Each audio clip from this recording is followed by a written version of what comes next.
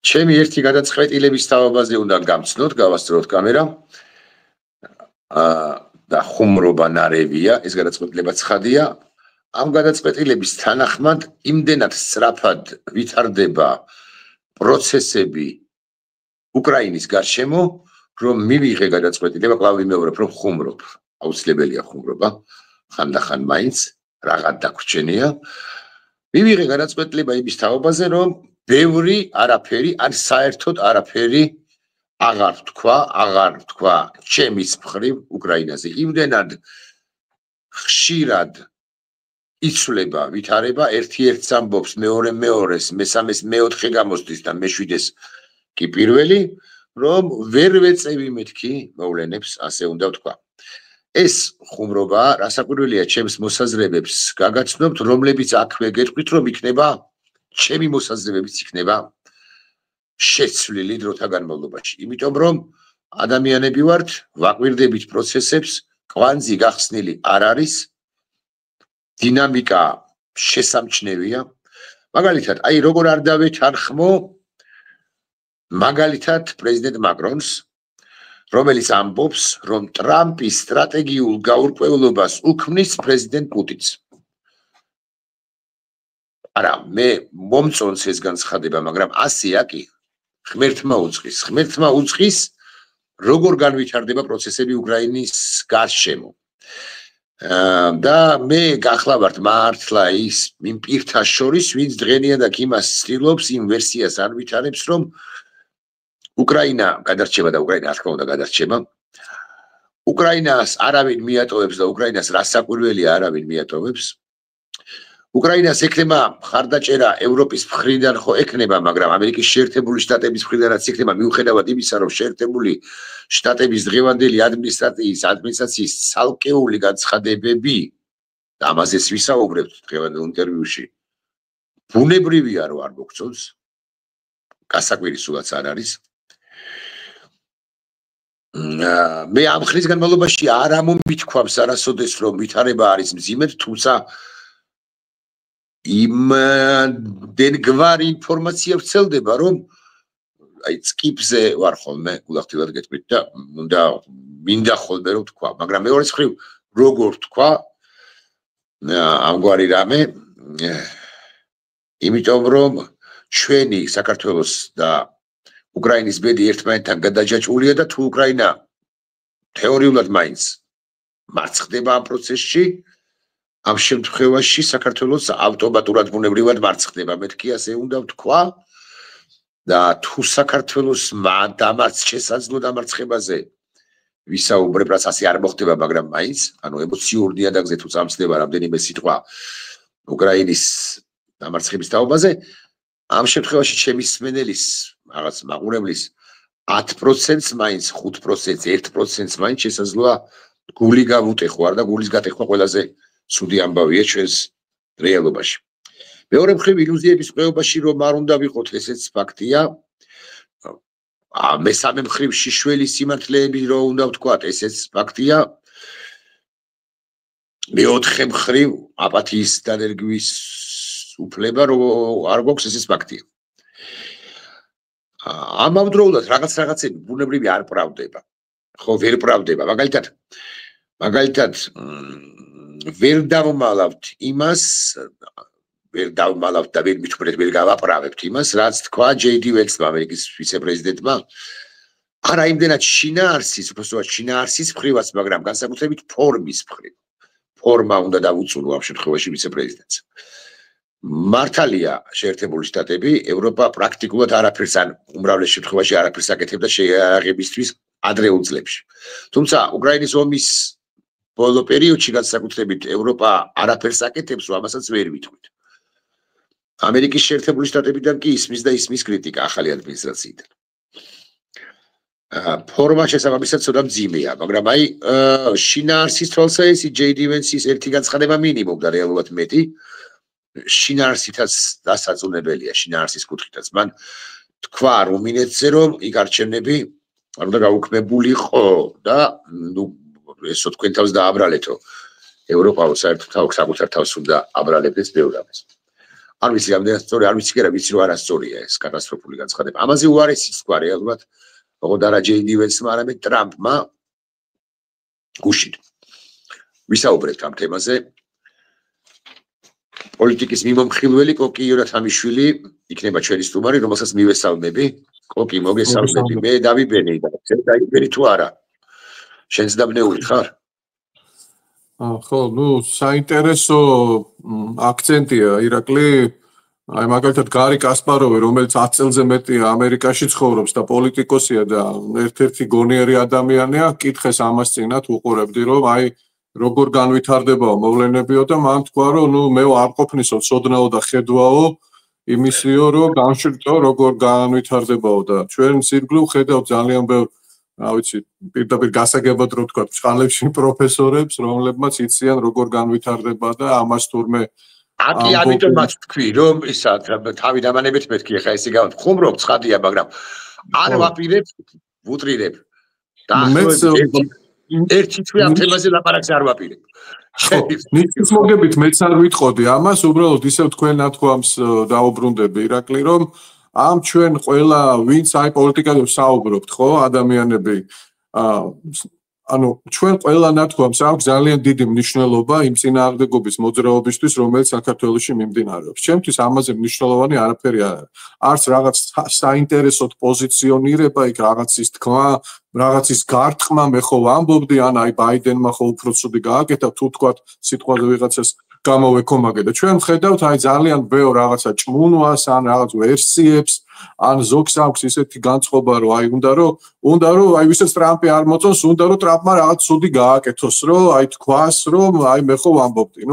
ეს მართლა საბავშვო ბაღია ჩემი აზრით და თუ ვინმეს არ აქვს ამის უფლება, არ გვაქვს ქართველებს, იმიტომ რომ ჩვენთვის ყველაზე მთავარი პროცესი მაინც საქართველოში მიმდინარეობს, ეს არის წინააღმდეგობის მოძრაობა და კიდევ ერთხელ გეთანხმებით, რომ ჩვენ არ უნდა მოვიტყუოთ თავი, არ უნდა მოვატყუოთ სხვებიც, უნდა ვთქვათ რაც არის სიმართლე, მაგრამ არა ის რომ აი რამოდენიმე დღის განმავლობაში ვრცელდებოდა манипуляციური ინფორმაციები, რომ ბალტიის ქვეყნებიდან გადიან ამერიკელი სამხედროები. ამ დროს ნატოს ეგიდით, ან პირველად ინფორმაციაში, ამ დროს ნატოს ეგიდით არის 3 ქვეყანა, ამერიკელები არ არიან, 3 ქვეყანას დიდი მისია აქვს, ასე ვთქვათ, სამხედრო თვალსაზრისით დიდ ქვეყანას, ბრიტანეთს, კანადელებს და გერმანელებს 3 სხვადასხვა ბალტიის ქვეყანაში. თუმცა 2 წლის განმავლობაში იყვნენ ლიტვაში ამერიკელები, ეს უფრო როტაციული პრინციპით და შესაძლოა ისინი მათ გააგრძელონ, მაგრამ თავისთავად რომ ბალტიის ქვეყნებს ტოვებენ, ეს არის манипуляციური ან პირდაპირ ტყუილი და ავრცელებენ ამას სხვადასხვა მედიები. ამას არ ეხება ჩემი შემდეგი კითხვა, ჩვენ საუბრობ და საინტერესო დიალოგი გამოგვივიდა და დარწმუნებული ვარ.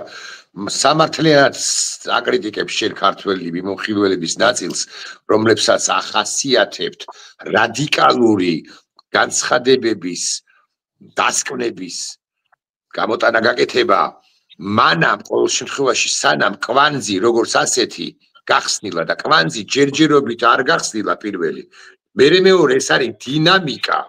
კვანძი რომ გაიხსნას ხვალ, დავარქვათ იმ ხვალ გახსნილ კვანძს კვანძუკა, იმიტომ რომ დიდი კვანძი აუცილებლად გაიხსნება ზეგ, და ისიც არ იქნება ბოლო კვანძი, ესე ვიტყვი. ამიტომ ამ დინამიკაში უნდა დავაკვირდეთ, ობამა რა შუაშიაო, ეხლა ვინმე მკითხავს, მაგრამ სულ ვიხსენებ ამ ისტორიას, რომ 2008 წელს მოხდა საქართველოში ომი, აგვისტოა. 2009 წლის იანვარში შედის ობამა კაბინეტში, ობამურ კაბინეტში. 2009 წლის მარტში ის აგზავნის საკუთარ სახელმწიფო მდივანს თქვენ ნახევარში არჩევიდან, კაბინეტში შესვლიდან, უფრო ზუსტი რომ ვიყო. საკუთარ სახელმწიფო მდივარ ჰილარი კლინტონს შვეიცარიაში, იქ ააჭერენ თითს ლავროვთან ერთად რეზეტის თუ რესტარტის ღილაკს და მე სულაც არა ვარ ობამას მომხრე, გულახდილად გეტყვით, პირიქით მგონია რომ ობამას პოლიტიკა ბევრი რამ ავნო მსოფლიოს, მაგრამ ესი არ არის რომ ის იყო ბოლო და ის იყო ბოლო წერტილი.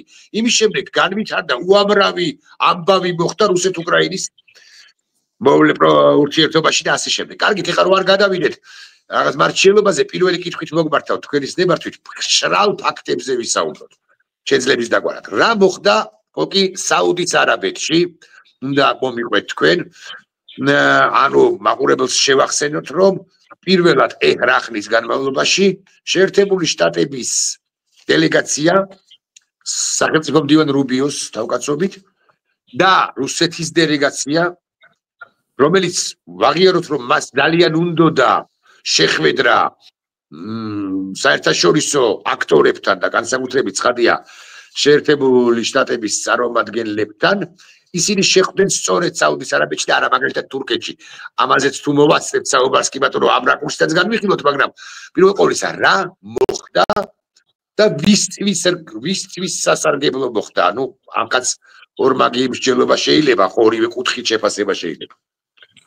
პირველ რიგში, ხო, აუცილებლად უნდა შევაფასოთ ზუსტად დღეს რა ხდება, ეს არის მთავარი, მაგრამ სწორედ ამ მიზნით მაინც თქვენ ათქონს უნდა დაუბრუნდეთ.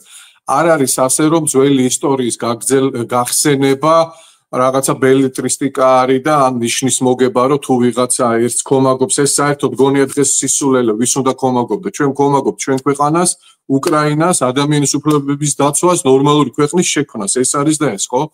მაგრამ ისტორიის გახსენებას მნიშვნელოვანია რატო? თქვენ ახსენეთ ის პრეცედენტი, გადატვირთვის პოლიტიკა, რამაც უკიდურესად დააზიანა ამერიკის რეპუტაცია და ზოგადად ამერიკის პოლიტიკა, ჩვენ ძალიან დიდი დარტყმა მოგვაყენა, შესაძლოა პირველ რიგში ჩვენ სწორედ ქართველებს, მაგრამ ზოგადად ეს მიდგომა როგორც ჩანს ახასიათებს ამერიკის ყველა პრეზიდენტს, იმიტომ რომ არჩევნებიდან ძალიან მოკლე პერიოდში ყველა, ვინც კი პუტინის პერიოდში იყო პრეზიდენტი, აბსოლუტურად ყველა ძალიან მოკლე პერიოდში ხდება პირდაპირ შეხვედრებს მართავს მასთან, უმეტეს შემთხვევებშიც ასე ხდება, იგივე ბუშიც კი შეხვდა ძალიან მალე და იქ მან ფრაზაც გვახსოვს, ხო, ბუშის დროს, რომ მან თქვა ესეთი რამე, რომ თვალებში ჩავხედე და რაღაც სული გავინახე და რაღაც ეგეთი, რაც ძალიან კრიტიკულად დღემდე იხსენებენ ამას, თუმცა ბუშის სასარგებლოდ უნდა ითქვას, რომ ბუშმა იქვე ახსენა, რომ ეს იყო ნატოს გაფართოებამდე, უთხრა, რომ ნატოს გაფართოება აუცილებლად მოხდებაო და საქართველოს უხსენა და უკრაინა, რომ ამ ქვეყნების სუვერენიტეტი ამერიკისთვის მნიშვნელოვანია. მაგრამ ისეა თუ ასეა, ისიც კი შეხვდა, იმიტომ რომ თვლიან ამერიკელი პრეზიდენტები, რომ ისინი არიან ძალიან ძლევამოსილები და ის აგრესია, რაც რუსეთისგან მოდის, ამ კომუნიკაციით და თავისი სიძლიერის ჩვენებით, აი მე ვარ ეხლა, ხო, აი ამას რაღაცნაირად შეაკავებენ და ბაიდენზეც უნდა ვთქვა ერთი წუთი თუ შეიძლება ბაიდენმაც პირველ პერიოდში მისი პრეზიდენტობის ირაკლი ჩვენ გვახსოვს რომ ჟენევაში სამიტი გაიმართა, ნუ რეალურად იყო რუსეთის პრეზიდენტთან შეხვედრა უბრალოდ და ეს იყო ერთ-ერთი ყველაზე დიდი უკან გადადგმული ნაბიჯი ზოგადად დასავლეთისთვის, ამერიკის შეერთებული შტატებისთვის, უკრაინისთვის, ევროკავშირისთვის უკიდურესად დამაზიანებელი, იმიტომ რომ შეხვედრის წინ ერთი თვით ადრე დაახლოებით მან გააუქმა ამერიკის წინა პრეზიდენტის, ანუ ტრამპის მიერ შტილო-ნაკად 2-ზე დაწესებული სანქციები და თან ამისი დეკლარირება მოხდა, რომ ევროპელ პარტნიორულად უნდა მოვეკიდოთო ევროპულ ქვეყნებს. ანუ მარტო მერკელს გულისხმობდა, ანუ არავით არის პოლონეთი, ბალტიის ქვეყნები, უკრაინა, საქართველოს ხო საერთოდ სადვართ, ხო? ასეთი დამაზიანებელი განცხადების შეხვედრები არ მახსოვს. ანუ ეს ტიპიურია. მოდის ვიხდი, მოდის რა საუდის არაბეთს უნდა მიუბრუნდეთ და კიდე ნახე რამდენი. არა, აუცილებლად, ეხლა მეც მაგრამ არ ბოდიში, მაგრამ უკლებლი ყველა პრეზიდენტს, რაღაცა პუტინის პერიოდში შეერთებული შტატების პრეზიდენტებს ვიხსენებთ, ხო? 2000 წლების დასაწყისიდან. უკლებლი ყველა პრეზიდენტი მეტნაკლებობით მაინც რა საკვირველია, განიხიბლა პუტინით. აი აქ საშიშროება არასწორი სიტყვაა, მაგრამ კითხვის ნიშანი დგას ასეთი. ამგვარ კითხვის ნიშანი განიხიბლება კი დონალდ ტრამპი. და მე გეტყვით, რომ 2016-20 წლების მაგალითიდან გამომდინარე, არც მოიხიბლება, არათუ განხიბლა არც დასჭირდება მეთქი, მაგრამ ეს იმ მაგალითიდან გამომდინარე, რაზეც ვილაპარაკეთ, ხო? აი ამ განცხადებაში ბოდიში რაღაცა ეს კადრი გადის, გოგი. ტრამპი აკეთებს ჩემი აზრით ძალიან მძიმე და ცუდ განცხადებას. 3 წელი ქონდაო პრეზიდენტ ზელენსკის, რო ეს კადრია გუშინ დელი პრესკონფერენციიდან 3 წელი ქონდაო და მოლაპარაკებებზე მოსვლას რომ ითხოვსო, ისიც როგორ გამოსდის ეს პატარა ბიჭიო. 3 წელი ქონდაო და დილ გარიგებისთვის იყო 3 წელიო. მოდი ვიყოთ ტრამპის მიმართ კრიტიკულები. ხო ცუდი განცხადებაა დამეთანხმე. არა, აუცილებლად უნდა ვიყოთ, არა მარტო ეს ამავე განცხადების დროს მან ძალიან ბევრი უკიდურესად დამაზიანებელი განცხადებები გააკეთა. პირდაპირ შეგვიძლია ღიად თქვათ, რომ წაახალისა კიდევაც სამწუხაროდ აგრესია, რომელიც რუსეთის მხრიდან შეუჩერებლად მოდის. ტრამპის და უკაცრავად ტრამპის და პუტინის საუბრის დროსაც კი რუსეთმა მიიტანა ზუსტად აი საუბრის დროს მიქონდა ძალიან აგრესიული დარტყმები, ხო? და ანუ პირიქით, ესე იგი პუტინი აჩვენებს თავისი ძალის დემონსტრირებას, რომ ის არაფერზე უკან დამხნევი უკომპრომისო და ტრამპმა ძალიან ბევრი იგივე 4%-თან დაკავშირებით ომი ვინ დაიწყო, ამის პირდაპირ უკრაინელებს დააბრალა და ის რომ უკრაინელებს თურმე დაბომბავდა და კიევს და არ დაბომბა, იმიტომ რომ რაღაცა კაი ბიჭია რა დაახლოებით ეგრე და წუხილი რომ ისა ძალიან ბევრი რუსი სამხედრო მოკლული ყავს მას ნანახი. გეგონება უკრაინის ბრალია ეს ომი და ამდენი მართლა ადამიანური ჰუმანიტარული კატასტროფა რო ხდება, ხო?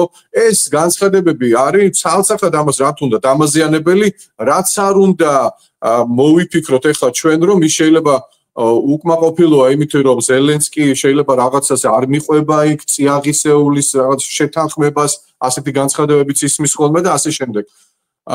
ყველა შემთხვევაში რაც არ უნდა კომუნიკაცია მიდიოდეს გინდ რუსეთთან და თუნდაც ზელენსკისთან მისი ეს განცხადებები არის დამაზიანებელი.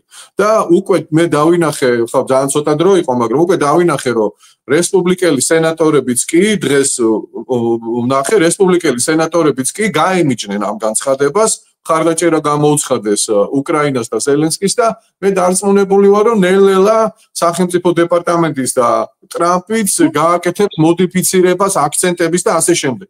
მე არ ვთვლი რომ დუბაისა რაც ხდება საუდის არაბეთში ის პროცესი ცალსახად რაღაც უარყოფითად განვითარდება, მაგრამ ეს განცხადებები ცალსახად რო შევაფასოთ იყო დამაზიანებელი.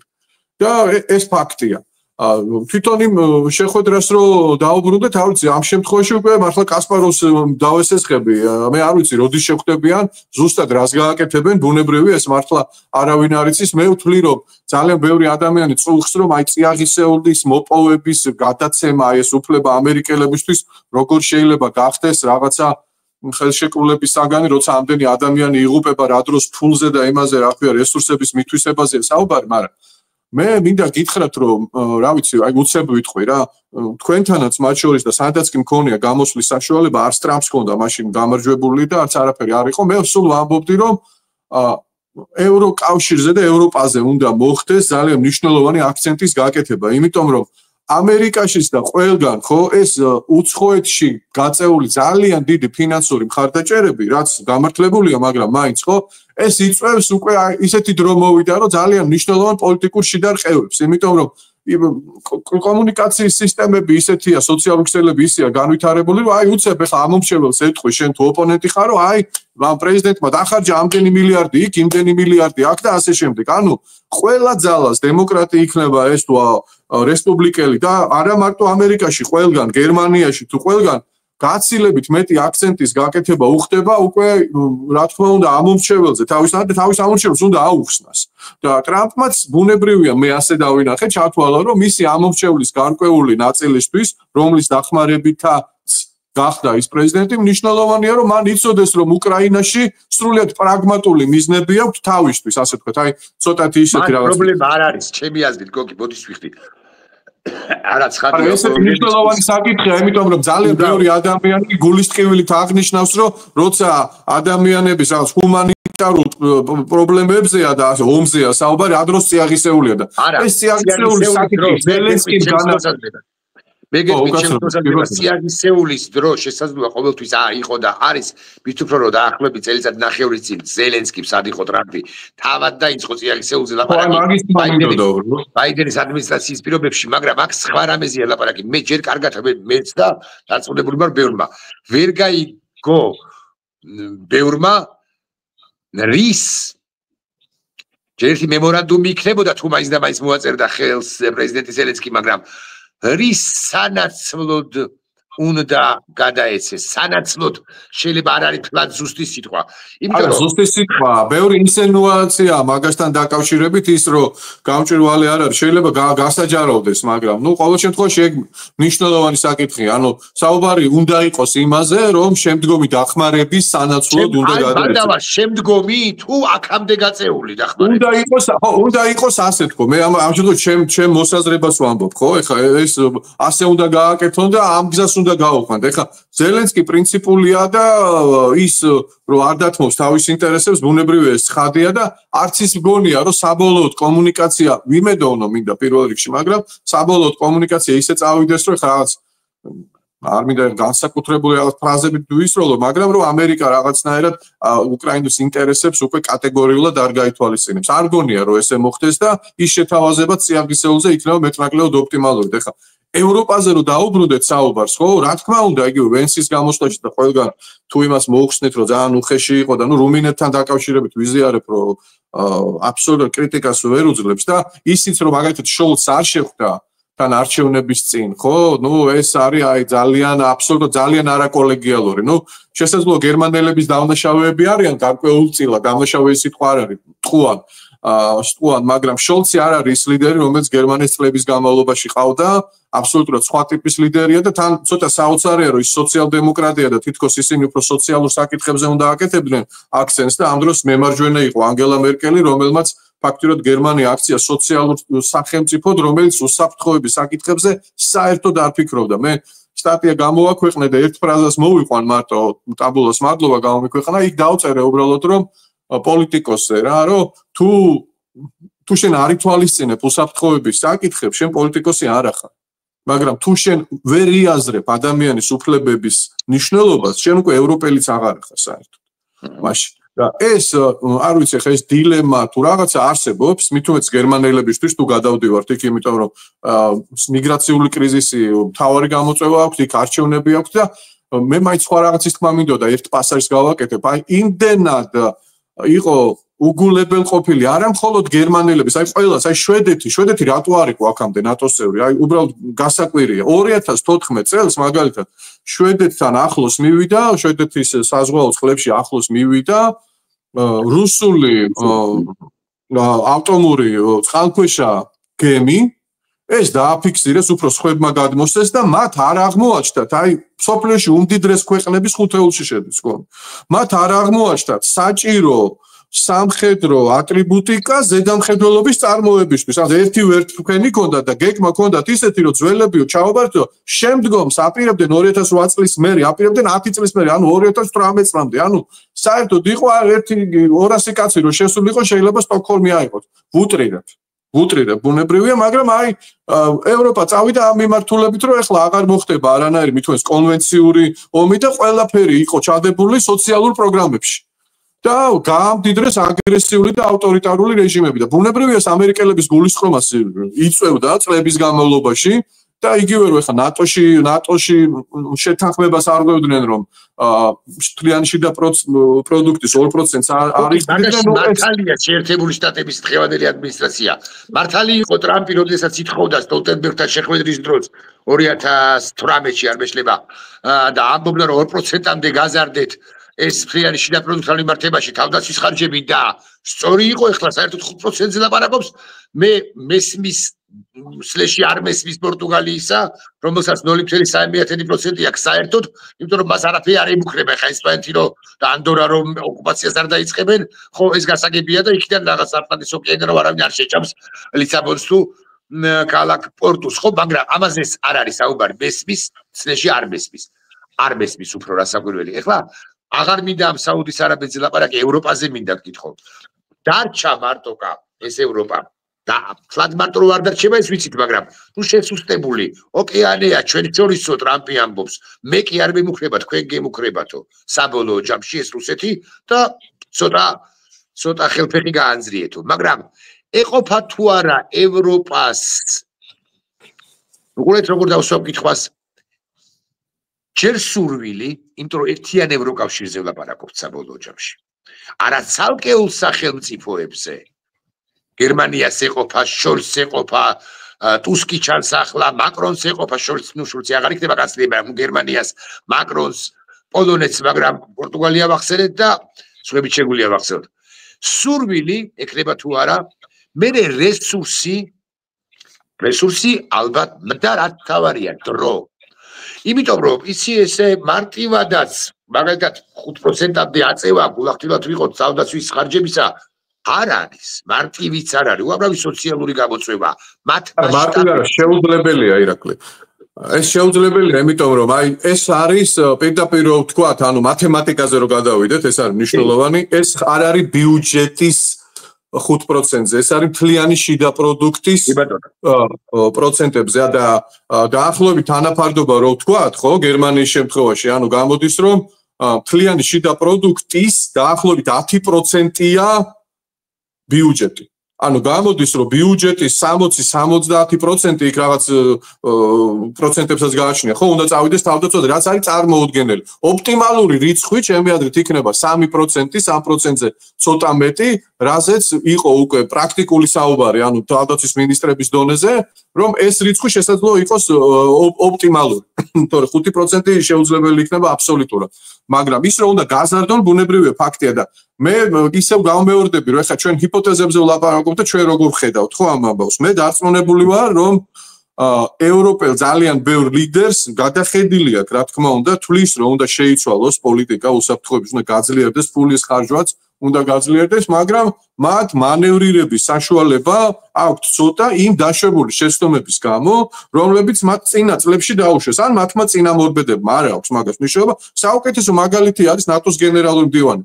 ერთ-ერთი ჩემთვის აი მოსაწონი პოლიტიკოსია დღეს, თუმცა ის იდგა იმ ფოტოზე, აი რომელიც დღეს ჩემ ძალიან მიუღებელია, როდესაც ჩtildeო ნაკადი ორის გახსნაზე ანგელა მერკელი და მედვედევი რო დგანან და ევროპელი ლიდერები ეს ხელი რო აქვს გადადებული სიმბოლურად რო ხსნიან. ისიც იდგა და ნიდერლანდები იყო ყველაზე მსხვილი მომხმარებელი გერმანიის მერე, მაგრამ მაშინ იდგნენ ეგეთ ტალღაზე რა. გამიგე? შეიცვალნენ დღეს, მაგრამ ამ დაშვებულმა შეცდომებმა დააკარგვინა მათ მანევრის საშუალება. იგივე ის რუტეც გადაირჩიეს ჰოლანდიაში, ნიდერლანდებში, ზუსტად იმიტომ, რომ მიგრაციულ კრიზისს, რომელიც თვითონ შექმნა პრინციპში მერკელის თამადობით, ხო, და სხვა ლიდერებმა, იმ მიგრაციულ კრიზისს ადეკვატური პასუხი ვერ გასცა.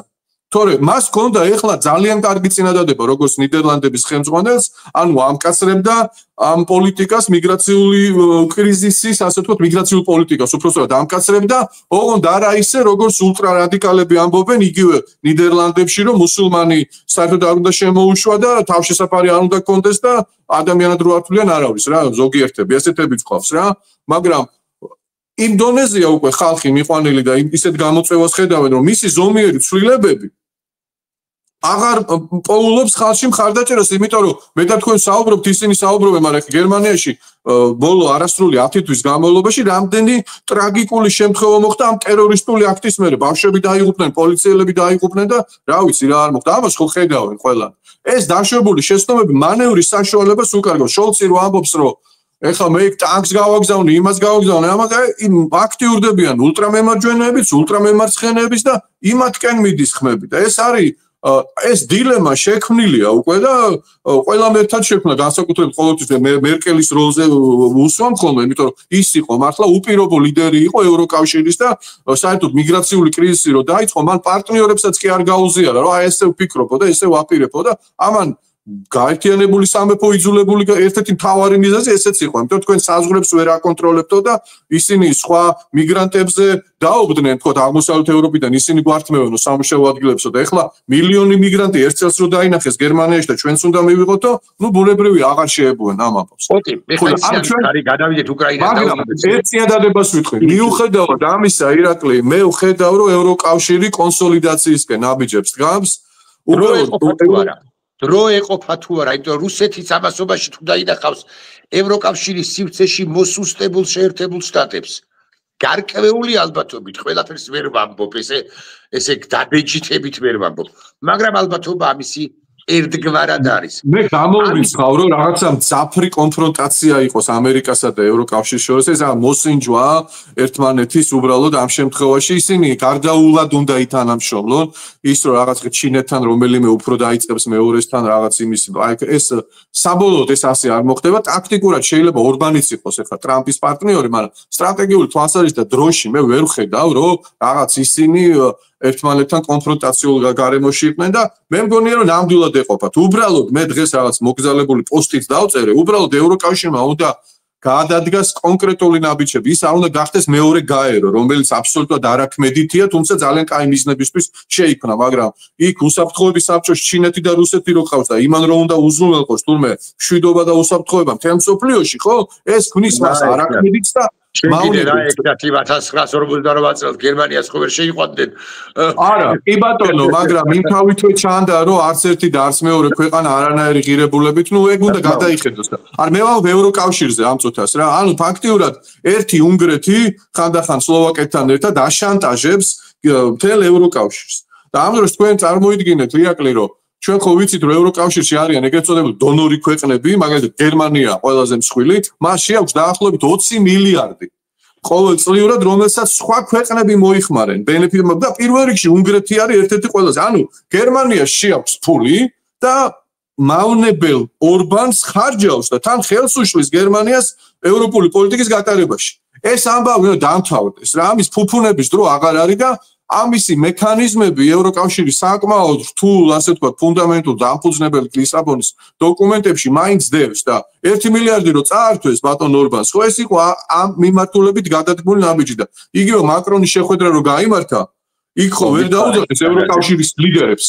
რატო ვერ დაუძახეს ირაკლი? იმიტომ რომ ევროკავშირის ეგიდით რო დაეძახათ პლუს გაერთიანებული სამეფო, ორბანი და ფიცო უნდა მჯდარიყო, იქვე უნდა გაიგო. ესე პუტინი გაიგებდა იმ წუთში, რას ფიქრობს იქ შოლცი და მაკრონი. აი იმ წუთში გაიგებდა, ხო? პირდაპირ. ამიტომ ქმედით უნარიანობა ევროკავშირს აქვს გარკვეულწილად ამის გამო დაკარგული. და პირდაპირ ამ წუთას აი ხისტად ვიტყვი ჩაჩეხონ ესენი. პოლიტიკურ თვალსაზრისით ბუნებრივია. ამის დრო აღარ არის, აბსოლუტურად აღარ არის, იმიტომ რომ პირდაპირ ეხება მთელი ევროპის უსაფრთხოებას. და ევროკავშირს შეუძლია თუ ის ევროკავშირია, კოკი, როცა გარდა იმისა, რომ ევროკავშირის წევრი სახელმწიფოა უნგრეთი, გარდა ამისა, ხო? ნატოს წევრი სახელმწიფოა უნგრეთი და ესე ამოძირკვა. კარგით. უნგრეთი არის ძალიან საინტერესო ქვეყანა, მაგრამ კიდევ უფრო საინტერესო ქვეყანაა თურქეთი ჩემი აზრით. რომლის ლიდერთანაც ზუსტად იმ დროს, როდესაც რომ ვერ დავიწყეთ საუბარი საუდის არაბეთში რა მოხდა ამ თემაზე, ანუ რა მოხდა, ან ერთგვარად შევაფასეთ, ერთგვარად ვიღოთ, მაგრამ არასრულად ცხადია.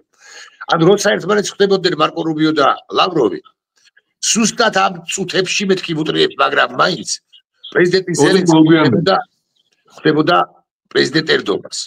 აი რომელ ერდოგანს იცით? მაყურებელს გაგუბართოთ. რომელიც თურქეთიც არის პირველი, რამდენიმე რამე უნდა ვთქვა.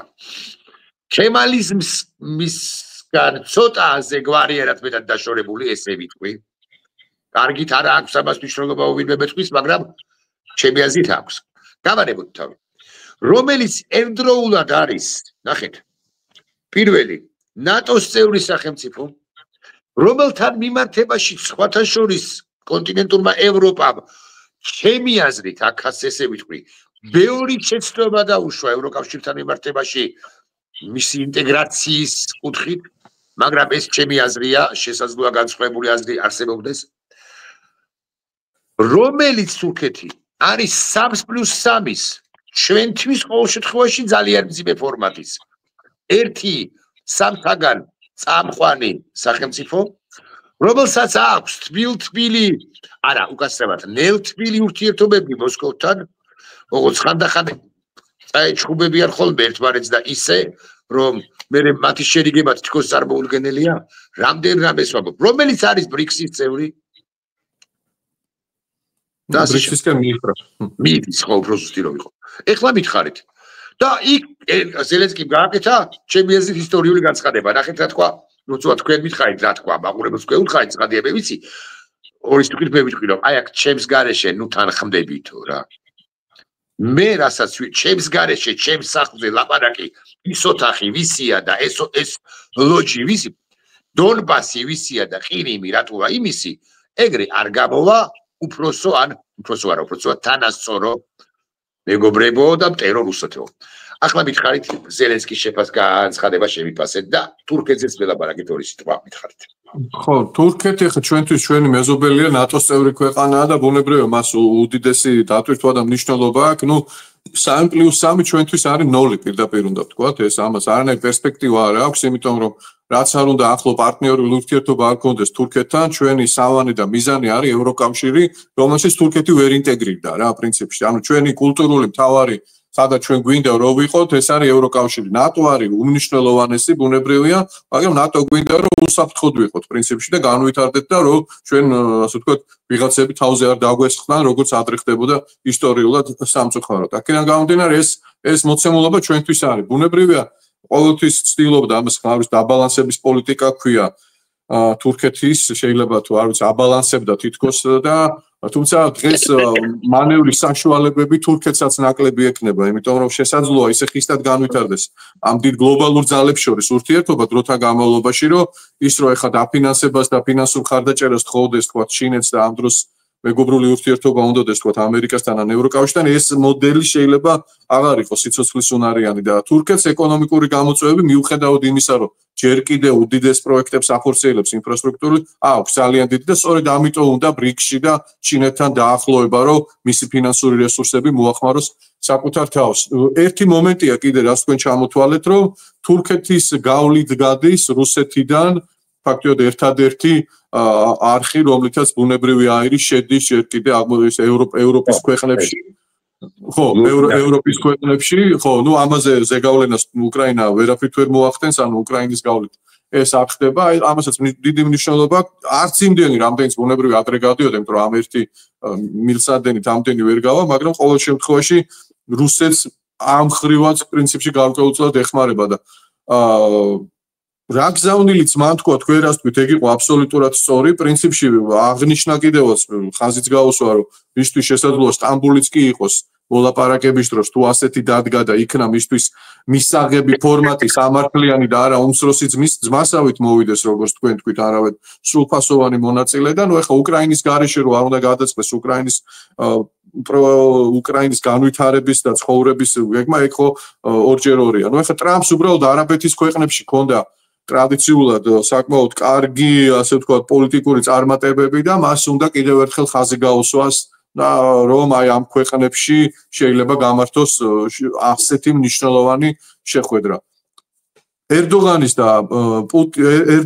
შეხვედრა ზელენსკისთან ზოგადი თვალსაზრისით ცალსახად არის მისასალმებელი, იმიტომ რომ ამ ხელა ქვეყნის კარგი დამოკიდებულება მასთან და რაღაც რუსეთისთვის არ ხელშეწყობის, დამატებით ხელშეწყობის ინსტრუმენტების თუ არ მისცემს, კარგია და თურქეთის როლი დიდი იყო, როგორც მომლაპარაკებელ, ასე ვთქვათ, მომლაპარაკებლადაც ტყვეების გამოშვების თვალსაზრისით და ასე შემდეგ. ანუ მე მგონია, რომ აჩვენა ძალიან კარგად ზელენსკიმ, რომ ის არის დამოუკიდებელი, სერიოზული ლიდერი ევროპული დონის, რომელმაც თვითონაც შეიძლება ნახოს ისეთი კონტაქტები, რომ აი გინდა მომლაპარაკებელი რუსეთთან, ხო, ანუ თურქეთსაც დაელაპარაკებენ თუ რამე იყოს, რომ ეს გზები მან თვითონ უნდა იპოვოს და შესაძლოა ეს იყო კიდევაც ერთ-ერთი დამატებითი მიზეზი, რომ ტრამპი ახლა გამარჯვებულია, როგორც იტყვიან, ის თეთრ ცხენზე ზის, მან პრინციპში შეუძლებელი შესძლო, თუ 4 წლის წინანდელ ტრამპს გავიხსენებთ, ვერ წარმოიდგენდა, რომ ის პრეზიდენტი გახდებოდა და პრინციპში ზელენსკი აღმოჩნდა პირველი ადამიანი, რომელმაც მას გაუწია წინააღმდეგობა, შესაძლოა არა შინაარსობრივი, მაგრამ აი რაღაცა ფორმალური თვალსაზრისითაც, ხო, ანუ ჯერ ჩემთან რო დაგერეკა, ესეც აღგზნობინა, რომ უფრო კარგი იქნებოდა კორექტულად, თუმცა ასე შემდეგ. აი მე შემიძლია სხვა ქვეყანაც შემოთავაზო რაღაც მოლაპარაკებებისთვის და უფრო ძიმე, ასე ვთქვათ, რა გაგზელებები შეიძლება ყოფილიყო, რაც ზელენსკის ქცევაში არ მოეწონა, ჩვენ შეგვიძლია მხოლოდ ვივარაუდოთ, მაგრამ აი მისი განცხადებები ძალიან უარყოფითი, კიდევ ერთხელ რო ვთქვათ, შესაძლოა აი ესეთი რაღაც ემოციური მოტივებით იყო ნაკარნახევი. მე ტრამპს გულისხმობ და ვიმედოვნებ კიდევაც ამას, იმიტომ რომ მე ვქომაგობ აბსოლუტურად ყველა ამერიკის პრეზიდენტს, აბსოლუტურად ყველას, ობამას, ბაიდენს, იმიტომ რომ თუ არა შენი აზრით, შენი ვერსიით, დააბალანსებს თუ არა ამერიკული დემოკრატია როგორც ასეთი ტრამპის ხანდახან გაქცეულ, მაინც ესე ვიტყვი, სიტყვას. იმიტომ რომ შენც აღნიშნე ამ 15-20 წუთის წინ, რომ იქ გამოჩნდნენ უკვე რესპუბლიკელი, ხას უცვამ, სენატორ კონგრესმენები, მათ შორის ჰელსინკის კომისიის თავმჯდომარე, და აღარ ვლაპარაკობ ლინცი გრემზე, რომელმაც მünchenis კონფერენციაზე აქო დაადიდა პრეზიდენტი ზელენსკი, მადლობები უხადა და სხვებზეც არა მხოლოდ ამ კონკრეტულად ამ პიროვნებაზე, ამ გამოსცილ პოლიტიკოსზე ვლაპარაკობ, არამედ სხვებზეც ვლაპარაკობ, ეს მაინც რეიგანის ფთარი თუ რეიგანისტები არიან თუ სწორედ შეფასება აბაყურებლისთვის გასაგები. გამოჩნდებიან თუ არა პირები, რომლებიც ესე კალაპოტში მოაქცევენ, ისე რაც კალაპოტში ძნელად მოსაქცევ ტრამპს, იმიტომ რომ ის თუნდაც იმიტომ რომ ის აგეობალურ კაბინეტში საოცარი რამ ჩაიდიდა მართლა, უნდა ვაღიაროთ, დაბრუნდა. როგორ ფიქრობ და ამასობაში ამ რესპუბლიკელებს, მოდი ესე ვიტყვი და ამერიკულ პოლიტიკურ ელიტას შეეხიდება თუ არა ევროპა. აი, მაგალითად ეხლა რატო გამახსენდა ევროპა და მაგალითად გერმანიის თავდაცვის მინისტრის განცხადება ვნახე, რომელმაც ხოთაშორის JD Vance-ზე ისაუბრა. ვნახე საფრანგეთის ერთ-ერთი პოლიტიკური პარტიის ლიდერის გუქსმანის განცხადება, რომელიც ასევე რაღაც ევროპის მნიშვნელობაზე საუბრობს. ფრთხილად, მაგრამ ერთგვარად ფრთხილად უბედავენ შეერთებულ შტატებს, მის ადმინისტრაციას კრიტიკას ევროპის კონტინენტიდან. ზელენსკი საერთოდ რომლის ქვეყანაზეც არის საუბარი, ცხადია კულტურულად ისიც, მაგრამ ისიც ამბობს თავის სიტყვას. ბარემ მეორე კითხვასაც გავაერთიანებ. ასე არ არის, რომ არჩევნები ჩაატარეთ იქ, ხო? მესმის არჩევნების ჩატარების ჭყალებში თუ ჭყალებოთ აუცილებლობა, მაგრამ ეს ქვეყანა ომშია და ომის რამ არ დასრულდება. ამასთან სამართლიანად სამართლიანი მშვიდობა არავის არ უგულებელ უყვია, ხო, ამ პროცესიდან, ხო? არავითარი არჩევნები ალბათ არ უნდა ჩატარდეს მეთქი. აი ამ ყველაფერზე მითხარი, შენი აზრი.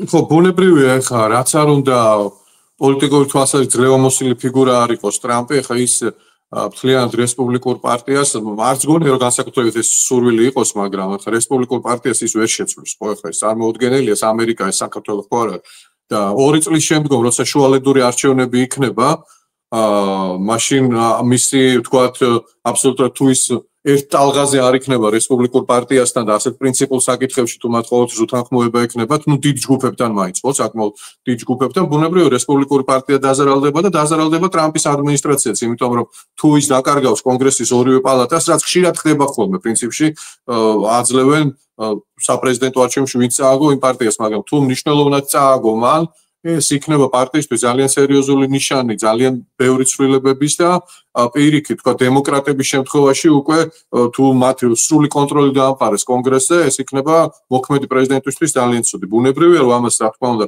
ასევე შეაფასებენ, არ მარტო მე და თქვენ, არამედ ისინიც პირველ რიგში და ეს არ ვიცი ხა ეს დემოკრატიული, ასე ვთქვათ, ელემენტი ცალსახად იმუშავებს ამერიკაში და დარწმუნებული ვარ, რომ ამას ეფექტი უკვე აქვს და ექნება. ის კი არა, მე ველი რომ სახელმწიფო დეპარტამენტის მხრიდანაც კი უახლოეს პერიოდში გაკეთება განცხადებები. ხა უკვე ითქვა, მგონი რომ 4% სწორი არ იყო, ბუნებრივია და ასე შემდეგ და დისტანცირება პოლიტიკურად ამ განცხადებების, რაც მოხდა, მე ველი რომ სახელმწიფო დეპარტამენტის მხრიდანაც კი იქნება, არა მარტო გარკვეული რაღაც პოლიტიკური. ზელენსკის ფაქტორი როგორც ასეთი არსებობს, ხო?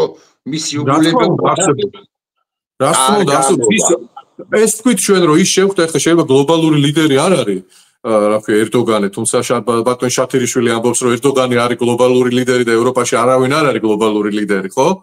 მაგრამ ის არის რეგიონული ლიდერი, ძალიან მსხვილი ნატოს ქვეყნის, ასე ვთქვათ, ხელმძღვანელია და ერთ-ერთი ყველაზე დიდი არმიას და განსაკუთრებული პოლიტიკური მოთამაშეა, ხო? ეს დემონსტრირება იყო თავის ძალის და ეხლა არჩევნების დროს რომ ომი სადაც არის იმ ქვეყანაში რომ არ უნდა ჩაატარო არჩევნები, ეს არის პუტინის სურვილი, ხო? იმიტომ რომ ნებისმიერ შემთხვევაში მან პრორუსი ვიღაც კანდიდატიც რო ვერ გაამარჯვებინოს, თქვა პუტინმა, ხო? არჩევნები არის ეს ძალიან დიდი გამოწვევა, ხო, ყოველთვის და მით უმეტეს ეხლა უკრაინელები ამდენი ადამიანი უკრაინის გარეთ ცხოვრობს, ტერიტორიის ნაწილი ახალი ოკუპაციის პირობებშია, ხო? ეს არის ძალიან დიდი საჩუქარი პუტინისთვის და ამ თემაზე პედალირება არ უნდა გაგრძელდეს და არჯერა რომ გაგრძელდეს და არც უკრაინელები და არც ევროპელები ამის უფლებას არ მისცემენ. ტრამპმა გადააგდებენ მეთქი ამის თქვენს მეთანხმებით დარწმუნებული ვარ ესე. ტრამპმა მე მგონი უკვე რო თქვა, მაშინვე მიხვდა რომ ეს არ უნდა თქვა, ამერიკა კი არა აი სხვა ქვეყნებიცო და არ ამგონია რომელიმე ქვეყანა ბრიქსის ქვეყანა თუ ეხ ბრაზილია თუ ითხოვს ჩემი პელესადმი პატიმისების მიუხედავად უკრაინაში არჩევნების ჩატარებას ამას პოლიტიკური წონა განსაკუთრებული დღეს არ აქვს. და ბოლო კითხვა საქართველოსთან მიმართებაში ამასობაში სადაა ჩვენი ხსნა ამ საჭადრაკო გეოპოლიტიკურ დაფაზე ხსნას როცა გეკითხებით მაინც და მაინც ხა მართლა ხსნის გზაზე უნდა მელაპარაკებით პირდაპირ მნიშვნელობით პროტესტიო ყველა ვიტყვით ამას რატო გეკითხებით იცით ამას იმიტომ რომ ამას წინ ერთი კვირის წინ დაახლოებით ხო რაღაცაზე მუშაობდი რაღაც ტექსტზე და მინდოდა კი არა კინაღამ წამწდა ხელი რომ მეთქვა რომ ჩვენი ხსნა არის მხოლოდ ევროპულ ორიენტაციაში მეთქი იმიტომ რომ გაბრაზებულ გაჯავრებულმა შეერთებული შტატების ლიდერების ცალკეულ განცხადებებზე მაგრამ კარგია რომ თავი შევიკავე იმიტომ რომ ჩვენი ხსნა მარტო ევროპულ ორიენტაციაში არ არის საფრანგეთიც კი ეთაბა ლიდერის მაკრონის განცხადებით დავისხეთ დღევანდელი გადაცემა ხო ამ ყველაფერს ცდილობს რომ შეაფერხო არ არის იული ვითარება მართლა არ არის ხო აი რა არის ჩვენი ხსნა თუ გდებათ მოხდათ ეს სიტყვა გზა ესე მითხარით ხო მე მოკლედ დავწერე ისე Facebook-ზე ნუ ეს ჩვენთვის ქართველებისთვის არის სივრცე სადაც გამოვხატავთ ჩვენ მოსადრეობთ ბევრი ქართველისთვის ხო ზუსტად ის რაზე ჩვენ საუბრობთ პირველი არის შეუპოვარი წინააღმდეგობა მეორე არის ძლევამოსილი ამერიკის შეერთებული შტატები და მესამე კონსოლიდირებული ევროპა ევროკავშირი ეს არის ეს შეიძლება კარგად ჟღერს მაგრამ რეალურადაც ეს არის ირაკ ჩვენ შეიძლება დღეს თქვენ და მე ვერ ხვდებოდი მსოფლიო როგორი ცვლილებების წინ არის პირველი რომ დასავლეთმა რეპუტაცია დაკარგა წინა შეცდომების გამო მთელ მსოფლიოში და გლობალური გავლენა გაიზარდა ავტორიტარული ქვეყნების მაგრამ ჩვენ ვერ ხვდებით იმასაც ბოლომდე ვერ ვიაზრებთ რომ პირველ თავში ჩემ თავს გულისხმობ თუ როგორი ცვლილებების წინ დგას დღეს მსოფლიო მაგალითად ფინანსური ანგარიშწორება შეიძლება სრულიად შეიცვალოს კრიპტოვალუტის განვითარებით ამ შემთხვევაში ამერიკელებს და ევროპელებს სხვადასხვა მიდგომა აქვთ ამერიკელებს ბოლომდე ლიბერალური მით უმეტეს ტრამპი მოვიდა ევროპელები ამკაცრებენ რეგულაციებს ხელოვნური ინტელექტის და ნეიროქსელების ასე ვთქვათ განვითარებამ შეიძლება საერთოდ შეცვალოს ჩვენი სოციალური ყოფა და ყოველდღიური ასე ვთქვათ ცხოვრება ხო და ჩვენ მხოლოდ უნდა ვიოცნებოთ ან ვიმედოვნოთ მაინც იმაზე რომ წამყვანი ერები იყვნენ ამერიკა ევროპა, არ ვიცი, ისრაელი და არა რომელიღაც ავტორიტარული ქვეყნები. ეს არის მთავარი და ეს არის მნიშვნელოვანი ყველა იმ ბუნებრივი ემოციის მიღმა, რომელიც თქვენს და მეც გვაქვს და რომ ბრაზდებით და უკრაინელები ჩვენი ძმები არიან და ერთი სიტყვამც კი მენანება მე მათ მიმართ რაღაცა არასწორი ნათქვამი რა ნამდვილად ხო და მით უმეტეს ნებისმიერი სიტყვა მენანება თუ ჩვენ წინააღმდეგობის მოძრაობას არ აძლიერებს რა ხო და ამ პრიზმაში უნდა შევხედოთ მაგრამ მე ზოგადად რასაც ჩვენ თავს სადაც ხედავ არის რომ შესაძლოა ტაქტიკურად იყოს ისეთი ემოციური ტალღები საგარეო პოლიტიკიდან თუ საერთაშორისო ურთიერთობებიდან გამომდინარე რაღაცა თითქოს არ არის ასე თქვა ჩვენი პერსპექტივა მთლად ისეთი კარგი მაგრამ ზოგადად გამოურიცხავ აბსოლუტურად რომ ჩვენი წინააღმდეგობის მოძრაობა არ დაგვირგვინდეს იმითი რაც ჩვენ გვინდა იმიტომ რომ ეს ხალხი ახლა დღეს ვინც ეგრეთ წოდებული ჩვენი ხელისუფლება არის ისინი ვერავითარ პარტნიორულ არანაირ ეს დასავლური ცივილიზაცია არის ქრისტიანული იდეოლოგიაზე დაფუძნებული ცივილიზაცია ხო მათ ადამიანობის